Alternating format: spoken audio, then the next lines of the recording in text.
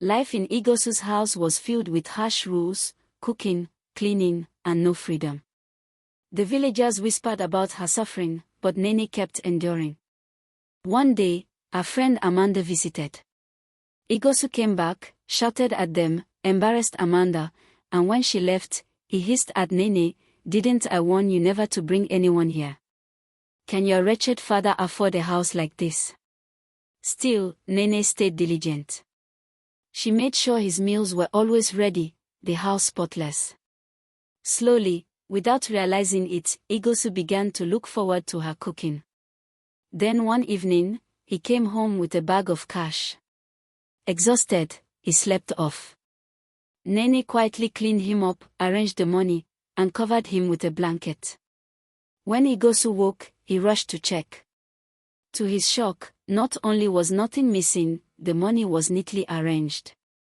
For the first time, he was speechless. After the money incident, one day Igosu hosted a party at his house. Music played, drinks flowed, and the laughter of his friends filled the air. But when the last guest left, the entire place was a mess. Without a word, he left Nene to clean up everything: the dishes, the floor, the spilled drinks, all of it. Nene worked tirelessly, scrubbing, washing, and mopping until her hands ached. Her legs trembled with exhaustion, yet she kept going. Then, while stepping into the sitting room to pick something, her body gave in, and she collapsed right there on the floor. Igosu rushed to her side in panic. For a moment, the arrogant, fierce man everyone feared disappeared. He lifted her gently into his arms. As he carried her, her hands, still unconscious, wrapped softly around his neck. Igosu froze. How could anyone, even in their sleep, want to hold a monster like him? The thought shook him. But carefully, he laid her on the sofa. When Nene finally woke up an hour later, she rushed to the kitchen, determined to continue cleaning. But what she found left her stunned. The entire place sparkled. The dishes were done. The floors shone. Igosu himself had cleaned everything. She walked to the balcony, saw him standing there, and whispered a soft, "Thank you." Some days later, Nene approached Igosu timidly. "Please, can I use your phone? I haven't heard from my parents since I came here. I want to call a neighbor so I can speak to them." Igosu frowned. "Don't you have a phone of your own?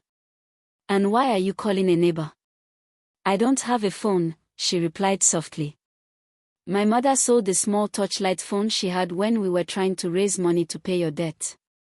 Impatient, but curious, Igosu reluctantly handed her the phone.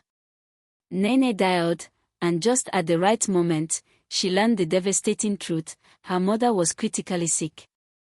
The Patrick family had kept it from her, not wanting to burden her further. They blamed themselves every day for the situation she was in. Nene's heart broke. Restless and worried, she pleaded with Igosu. "Please, let me go home. My mother is very sick." For the first time, he looked at her differently. After hearing her out, he gave permission. "Go.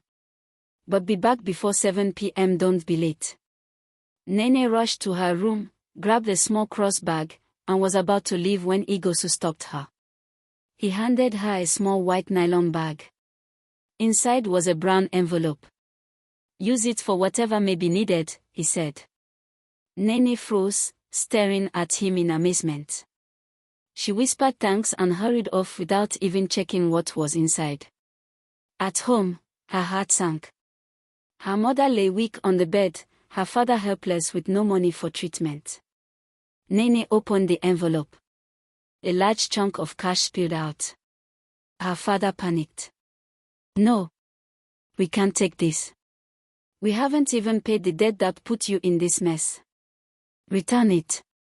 But Nene calmed him. "Papa, he gave it to me as a gift. Mama needs this. Please." Without hesitation, they rushed her mother to the hospital. The money covered the best care, and by evening, Mrs. Patrick opened her eyes and spoke to them. Relief and joy filled the room.